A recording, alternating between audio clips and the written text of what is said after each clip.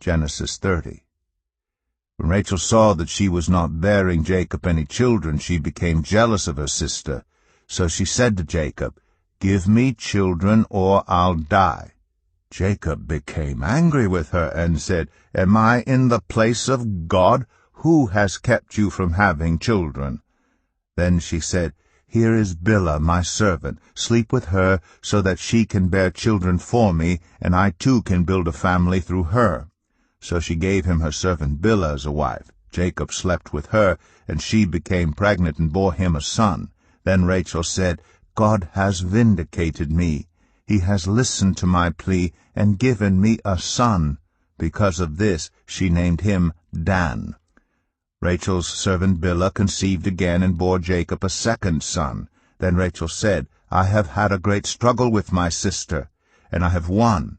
So she named him Naphtali. When Leah saw that she had stopped having children, she took her servant Zilpah and gave her to Jacob as a wife. Leah's servant Zilpah bore Jacob a son. Then Leah said, "What good fortune!" So she named him Gad. Leah's servant Zilpah bore Jacob a second son. Then Leah said, "How happy I am! The women will call me happy." So she named him Asher. During wheat harvest, Reuben went out into the fields and found some mandrake plants, which he brought to his mother Leah. Rachel said to Leah, "Please, give me some of your son's mandrakes." But she said to her, "Wasn't it enough that you took away my husband? Will you take my son's mandrakes too?"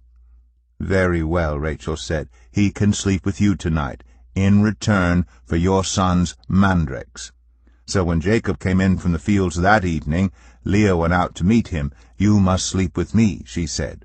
"I have hired you with my son's mandrakes." So he slept with her that night.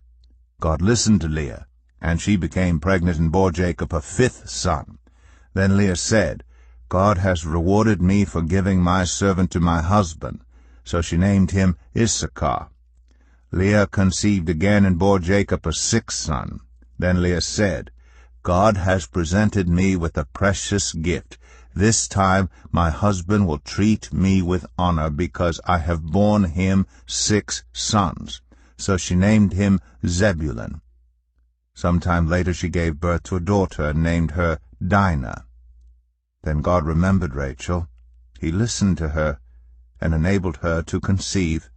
She became pregnant and gave birth to a son and said, "God has taken away my disgrace." She named him Joseph and said, "May the Lord add to me another son." After Rachel gave birth to Joseph, Jacob said to Laban, "Send me on my way so I can go back to my own homeland. Give me my wives and children, for whom I have served you, and I will be on my way. You know how much work I've done for you." But Laban said to him, "If I have found favor in your eyes, please stay. I have learned by divination that the Lord has blessed me because of you."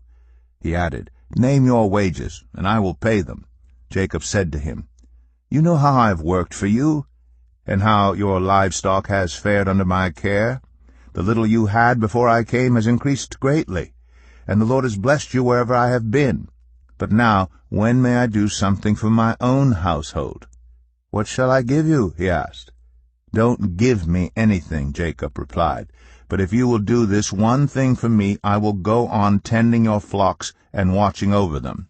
Let me go through all your flocks today and remove from them every speckled or spotted sheep, every dark-colored lamb, and every spotted or speckled goat.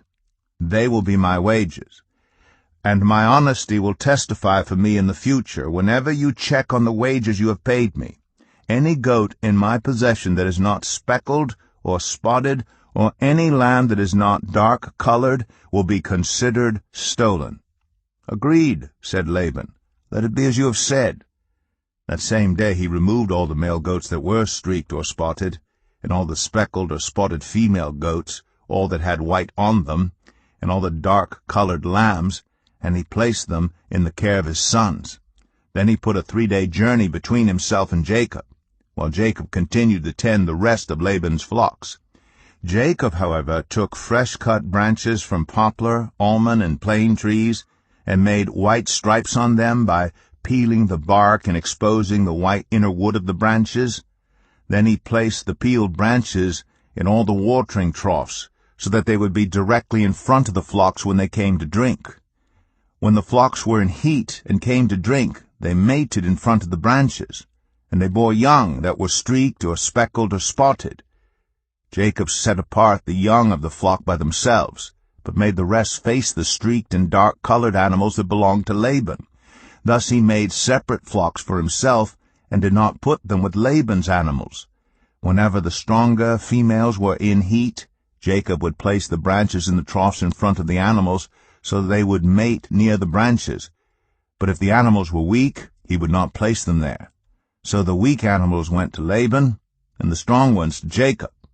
In this way the man grew exceedingly prosperous, and came to own large flocks, and female and male servants, and camels and donkeys.